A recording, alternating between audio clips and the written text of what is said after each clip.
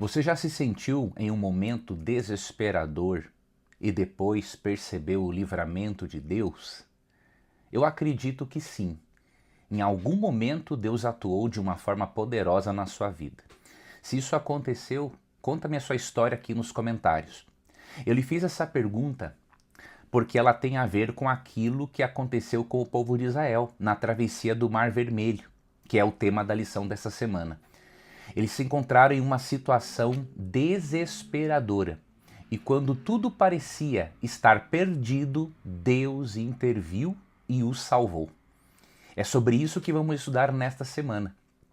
E vamos aprender lições preciosas sobre a libertação de Deus para com seu povo. Vamos aprender lições preciosas sobre salvação e lições preciosas sobre juízo. Então preste atenção nesse estudo porque ele vai ajudar a você e muito. Antes eu peço que você não deixe de curtir esse vídeo. Isso me ajuda muito para que o canal cresça e para que o YouTube entenda, né, a relevância desse conteúdo e envie para mais pessoas. Então curta, inscreva-se no canal, deixe aqui o seu like e compartilhe com as pessoas, inclusive nos seus grupos de WhatsApp. Pessoas que você sabe que gostam de estudar a lição, de estudar a Bíblia, compartilhe com essas pessoas, vai ser muito importante, eu vou ficar muito grato a você, ok?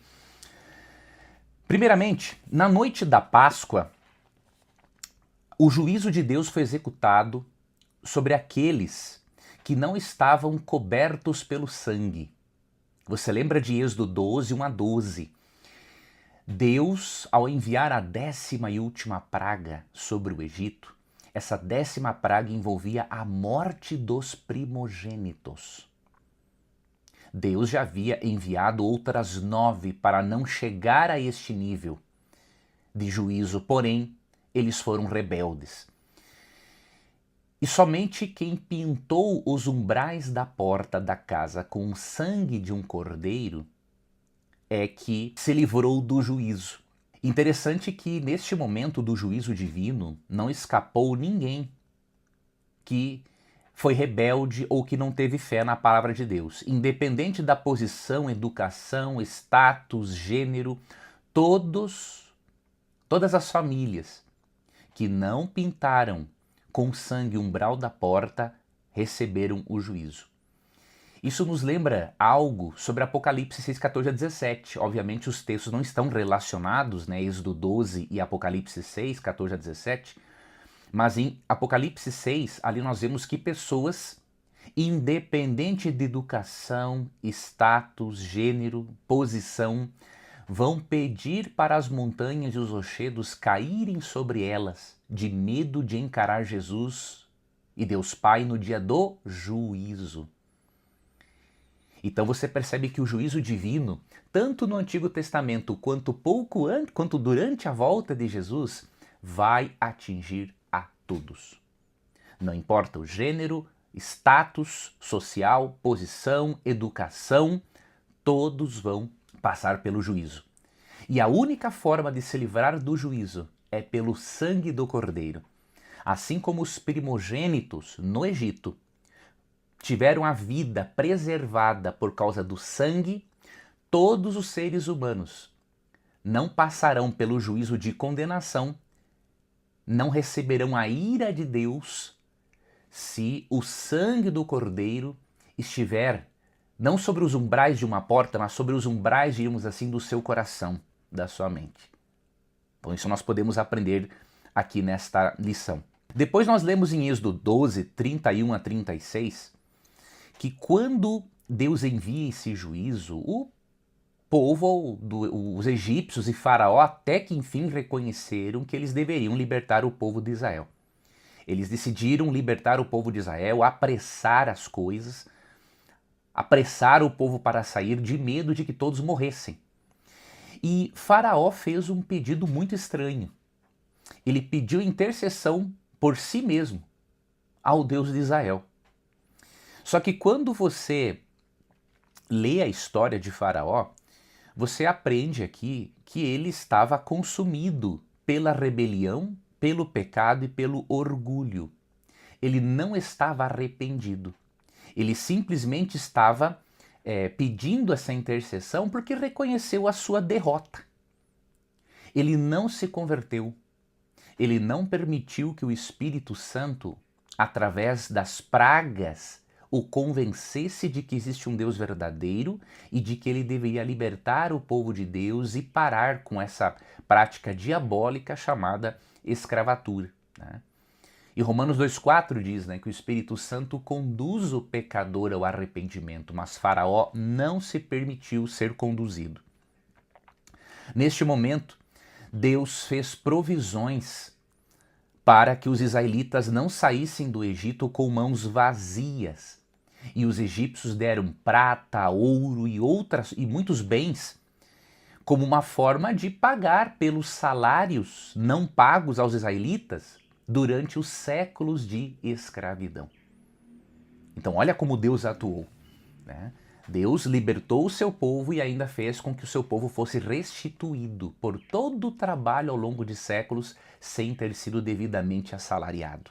Deus tem assim uma ira muito grande contra a injustiça e contra a exploração salarial. Você pode ler em Tiago 5, 1-5. Até vou mostrar esse texto aqui para você. Existem muitos administradores, às vezes intencionalmente e às vezes não, que acabam caindo nesta maldição aqui de Tiago 5, 1-5. Aqui, por exemplo, no verso 4, falando dos que acumulam tesouros nos últimos dias, é dito o seguinte, ó: eis que o salário dos trabalhadores que ceifaram os vossos campos e que por vós foi retido com fraude está clamando.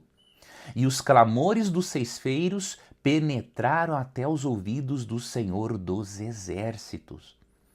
Aqui há uma promessa de castigo para aqueles que exploram o trabalho de alguém e não pagam o devido salário. Isso se aplica a todos os tipos de empresas, inclusive empresas cristãs. Eu já percebi em alguns meios cristãos que certos administradores economizam no pagamento dos seus funcionários, achando que estão fazendo com isso um favor para Deus. Eles não entendem que eles estão roubando as pessoas em nome de Deus e que Deus vai cobrar deles por reter aquele salário, aquilo que é justo para aquele trabalhador. Se Deus é o dono da prata e do ouro, como diz Ageu 2,8, você acha que Deus precisa que você roube para ele? Não tem lógica isso. Então, muitos administradores, inclusive cristãos, pagarão por isso. Assim como os egípcios tiveram que pagar pelo que fizeram nos últimos dias de Tiago 5, 1-5, essas pessoas que exploram o trabalho das pessoas e gostam de pagar o mínimo, o básico que a lei a permite, mas e que não é justo perante Deus, terão de prestar contas ao Criador por isso, tá? Indo aqui para a parte de segunda-feira da lição, antes estávamos na parte de domingo, né, obviamente, Deus estabeleceu uma prática muito importante para fixar na mente dos israelitas este momento da libertação e para ensinar para eles outras lições espirituais. Deus pediu que todo primogênito fosse consagrado a Deus. Olha que interessante. Todos os primogênitos cujos pais, né, pintaram os umbrais da porta com sangue, foram salvos pelo sangue. Deus queria que a partir dali todos se lembrassem constantemente que a salvação pertence a Deus e que todos eles só poderiam sobreviver através do sangue. Quando lemos Êxodo 13, 1-16, nós vemos que os primogênitos foram perdoados pela graça de Deus durante a última praga por causa do sangue. E aí Deus deu uma orientação para que todo primogênito fosse consagrado a ele. No caso dos animais puros, eles seriam sacrificados a Deus. Lembrando também de Jesus, né, aquele que foi oferecido para que todos os demais vivessem. No caso de um ser humano, era feito um resgate de um cordeiro, obviamente, Deus não ia jamais aceitar sacrifício humano. Então Deus ensinava uma seguinte lição: que tudo pertence a Deus, inclusive a vida, e que todos eles só poderiam ser salvos por meio do sangue de uma vítima inocente. Deus estava ensinando na consagração dos primogênitos a lição de propriedade. Todos os primogênitos, toda a vida pertence a Deus, e Deus estava ensinando uma lição sobre salvação, porque apenas por meio do sangue eles poderiam sobreviver, tá? E aí, também isso nos lembra, né, Colossenses 1,14, que diz, falando de Jesus, em quem temos a redenção pelo seu sangue e o perdão dos nossos pecados. Quando um cordeiro era oferecido pelo primogênito humano, eles entendiam que aquele primogênito pertencia a Deus e que ele só poderia continuar vivo através do sangue. Deus estava ensinando aqui lições sobre a salvação, mostrando para eles que para eles viverem um substituto deveria morrer. Algo que chama a atenção aqui em Êxodo 13, também especialmente o verso 16, e que a lição até nos convida a refletirmos nesse verso, achei bem interessante isso aqui. Êxodo 13:16 diz, ó: isto será como sinal na tua mão e por frontais entre os teus olhos, porque o Senhor com mão forte nos tirou do Egito. Aqui essa prática deveria fazer parte da vida cotidiana deles para que eles nunca se esquecessem de Deus. Isso aqui simboliza que nós temos que ter uma fé prática e um pensar direcionado a Deus. A lição nos faz uma pergunta aqui no finalzinho para reflexão, né? Independentemente de quanta fé tenhamos, devemos atuar em harmonia com esta fé? Com certeza. Porque aqui em Êxodo 3:16 diz que isso aqui deveria ser como sinal na mão e como se estivesse na fronte perante os olhos, para eles nunca esquecerem. Isso aqui na Bíblia é uma imagem que representa o fazer prático e o pensar. Tá? A mão simboliza o fazer, o praticar, né? E ter algo sobre a fronte, diante dos olhos, significa o pensar. Então você vê aqui uma harmonia entre o fazer prático e o pensar. Esse background nos ajuda a entendermos, por exemplo, Apocalipse 13, quando fala que a besta colocará um sinal sobre a mão direita ou sobre a fronte das pessoas. Né? Sobre a mão significa que as pessoas vão agir em conformidade com o propósito, com a postura rebelde da besta. E na testa significa que elas vão aceitar racionalmente serem rebeldes. Eu vou estudar mais sobre isso com os meus alunos na comunidade Na Mira da Profecia. Essa comunidade já foi inaugurada, eu já estou disponibilizando o primeiro estudo sobre Daniel 1 nesse final de semana. Já estudamos cerca de 15 lições ou mais sobre apocalíptica bíblica como lições introdutórias para termos uma base sólida para estudarmos Daniel e Apocalipse. E se você, meu querido seguidor, ainda não é inscrito na comunidade Na Mira da Profecia, eu peço que você se inscreva, seria muito importante você participar desse estudo. Há 3 planos de estudo, né? E num dos planos você pode me ajudar a ajudar irmãos mais pobres a fazerem parte da comunidade. Então eu vou deixar o link aqui na descrição do vídeo para que você conheça esses planos e que, obviamente, após o sábado, você possa fazer a sua matrícula, escolher um dos planos e estudar Daniel e Apocalipse comigo, para entender esses e outros assuntos, tá? Vamos então para a parte agora de terça-feira da lição, o momento em que eles atravessaram, né, o Mar Vermelho. Aqui em Êxodo 13:17 até o capítulo 14:12, nós vemos algo de extraordinário. Como que Deus guiou os israelitas quando eles saíram do Egito? E o que aconteceu depois? O que chama a atenção é que quando eles saíram do Egito, eles cumpriram com algo que José havia pedido. José havia pedido que os seus ossos fossem tirados dali e levados com eles para Canaã. José, amigos, estava certo, e ele fez uma profecia de que o povo de Deus seria liberto do Egito. E ele não queria permanecer, não queria que os seus ossos permanecessem na terra do Egito, mas que fosse com o povo. Né?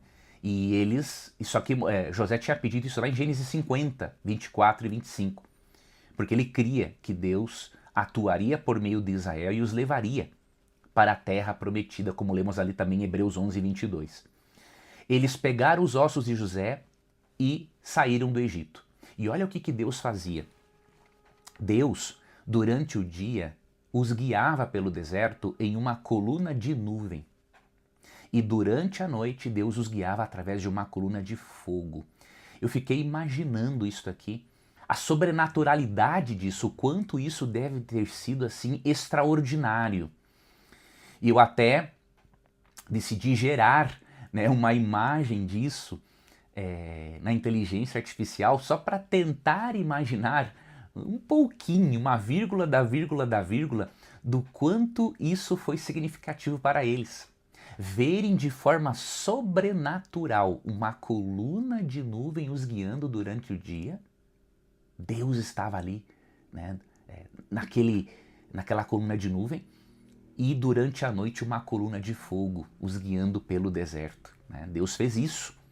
Né? Deus cuidou do seu povo como um pai, como uma mãe cuida e guia um filho que está aprendendo a caminhar. Não é? Então, tenho muita curiosidade quando estivermos no céu de Deus mostrar para nós uma imagem, né, ou imagens deste evento para vermos como que foi essa atuação sobrenatural dele. Né? Essa coluna de nuvem e de fogo eram sinais visíveis da presença de Deus, tá? Para Deus inclusive se comunicar com eles e dar a eles a certeza de que ele estava cuidando deles. E aí o que acontece? Faraó em algum momento decide ir atrás do povo. Isso significa, amigo internauta, que as 10 pragas enviadas sobre o Egito, especialmente a 10ª, que foi a morte dos primogênitos, não foram suficientes para convencer Faraó de que ele deveria se arrepender e aceitar ao Deus verdadeiro e parar de ser mau e perverso. Faraó reuniu seu exército e foi atrás dos escravos fugitivos. Faraó estava cegado pelo pecado. Isto aqui me lembra o que eu já disse numa das lições anteriores.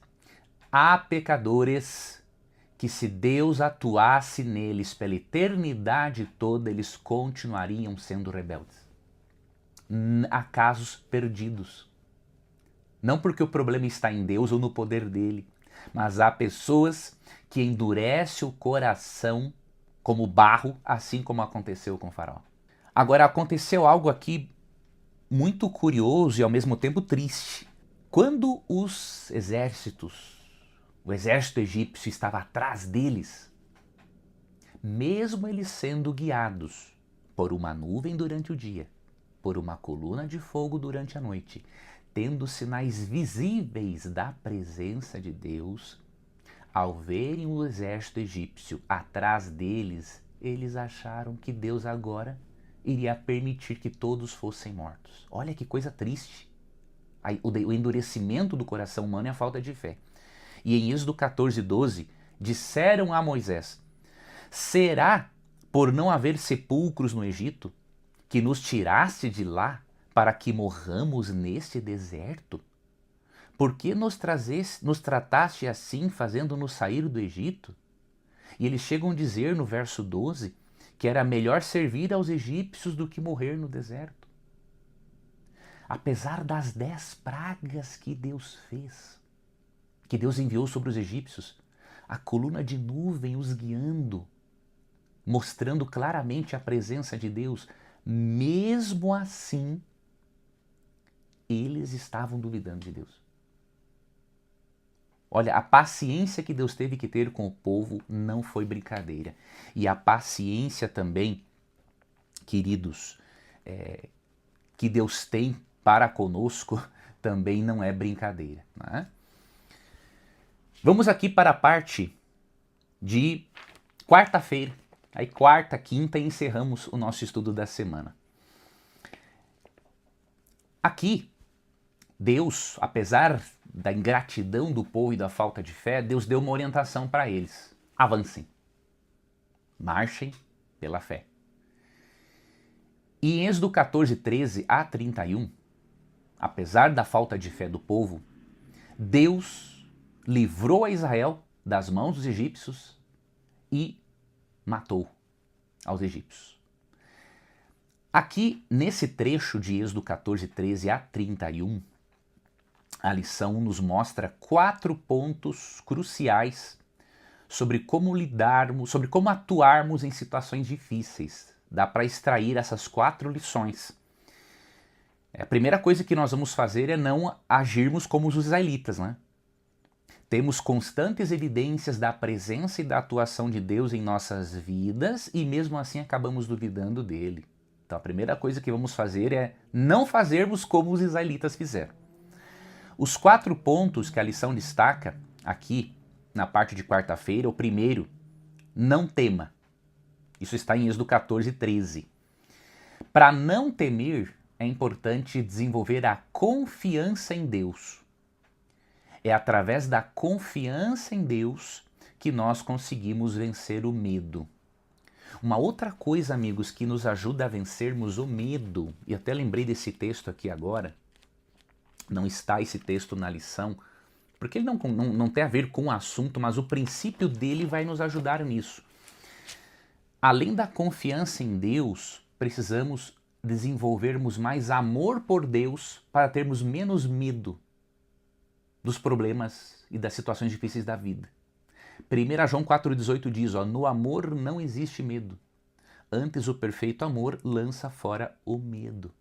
Ou seja, quanto mais desenvolvermos o nosso amor por Deus, menos medo teremos do futuro e daquilo que nos aguarda. Então isso aqui é um princípio interessante que eu acho que você pode explorar para você e para a sua classe, tá?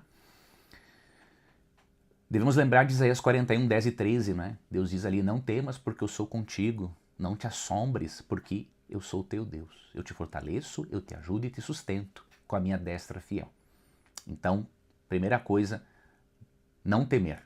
Desenvolver a confiança em Deus, aumentar o amor por Ele para que a nossa coragem aumente.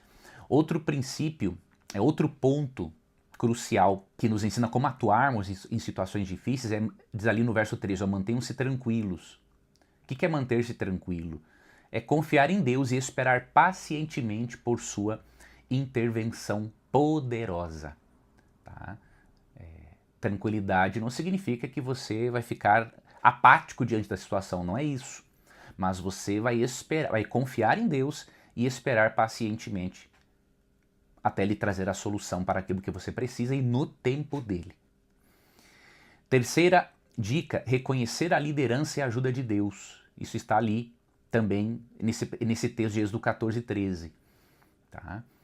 Deus é um pai que nos ama como mãe e que guia os seus filhos sempre pelo caminho melhor.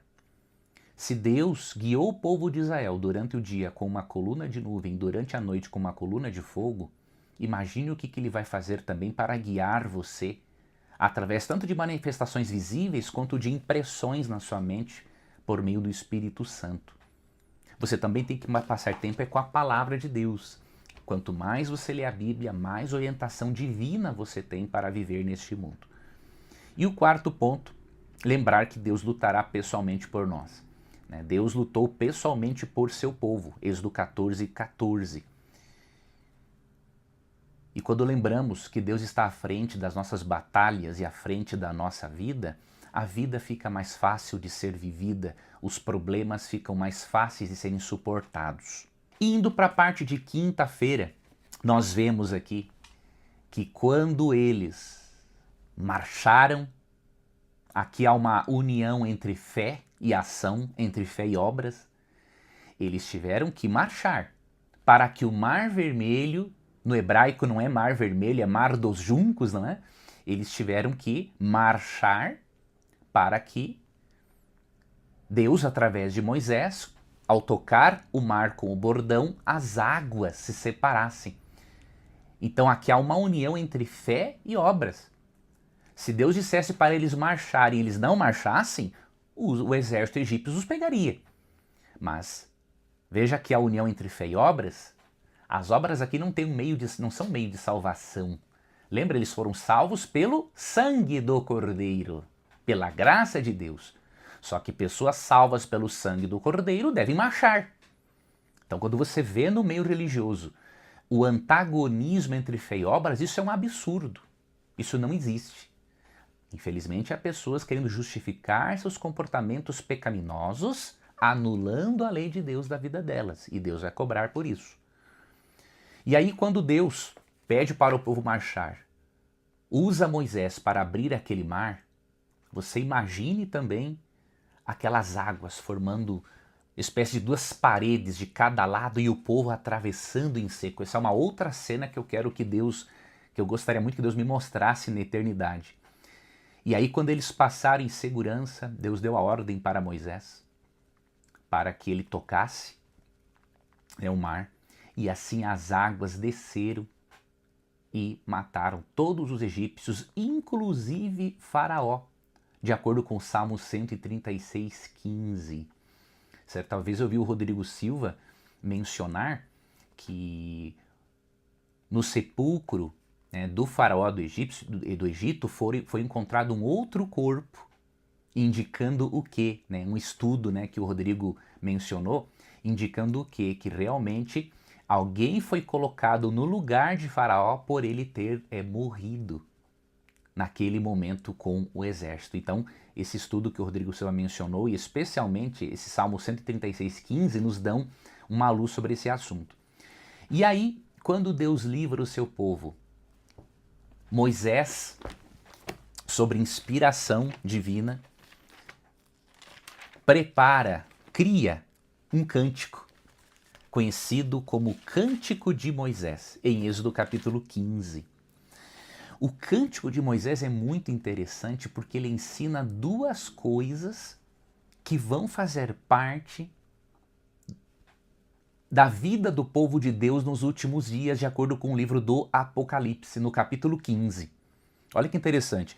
O Cântico de Moisés está em Êxodo 15 e Apocalipse, também no capítulo 15, faz menção a esse cântico, como sendo um cântico de vitória dos remidos, dos salvos, nos últimos dias, aqui em Apocalipse 15, 12 a 4. Eu vou estudar os paralelos desse cântico de Moisés em Apocalipse e em Êxodo, lá na comunidade na Mira da Profecia. Então você tem que se inscrever lá. E aí, quando você lê o cântico de Moisés, você vê aqui Moisés louvando a Deus por ser um guerreiro poderoso que derrotou os inimigos do povo e libertou o seu povo. Ou seja, o cântico de Moisés é um louvor pela salvação e pelo juízo que desceu sobre os egípcios.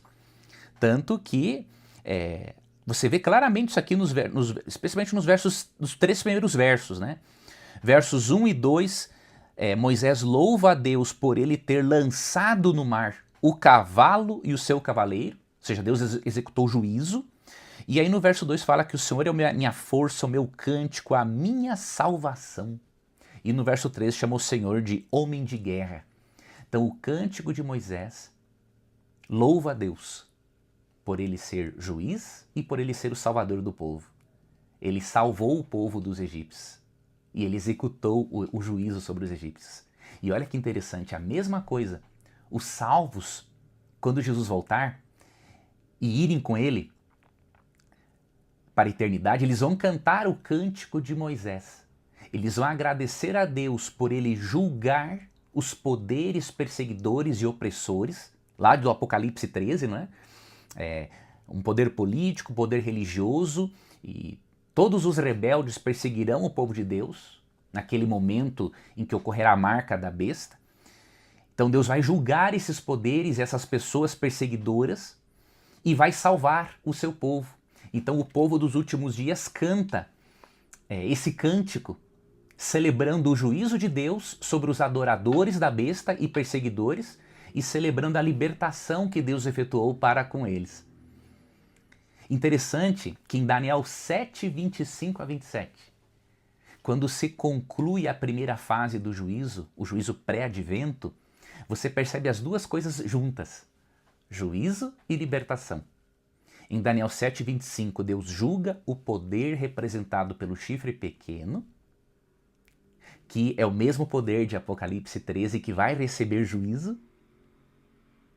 E nos versos 26 e 27, Deus dá o reino eterno aos santos, ou seja, Deus livra os santos do poder perseguidor do chifre pequeno. Ou seja, Deus realiza juízo e salvação. Isso nos mostra, meu amigo, que tem que existir realmente uma volta de Jesus. Se não existisse uma volta de Jesus, o mundo nunca teria total justiça. Quantas pessoas passaram por injustiças? Deus faz justiça no presente, mas a justiça plena e perfeita ela ainda não existe. Então nós precisamos de uma vida além desta, para que um dia a justiça prevaleça. Há uma necessidade de justiça, há um senso de justiça dentro de todos nós. E isso demonstra que nós almejamos, seja um cristão ou seja um ateu, nós almejamos por justiça. E este almejar por justiça, essa necessidade por justiça, e eu tenho um senso de justiça muito apurado, essa necessidade nos mostra, assim, que existe um Deus justo, amoroso, salvador, que um dia vai fazer justiça a todas as pessoas quando Cristo voltar. E aí nós vamos cantar o cântico de Moisés, em reconhecimento de que Ele é o justo juiz, em reconhecimento de que Ele é o nosso Salvador, em reconhecimento de que tudo agora no universo está caminhando para a plena harmonia, porque o justo juiz executará juízo e garantirá a segurança e a salvação eterna do seu povo, graças, tudo isso, ao sangue do Cordeiro. Eu fico contente por você ter me acompanhado no estudo da lição. Eu peço mais uma vez que você não deixe de curtir esse vídeo, tá? De se inscrever no canal se não for inscrito, ative o sininho das notificações, isso é muito importante para eu avisar você acerca de novos conteúdos.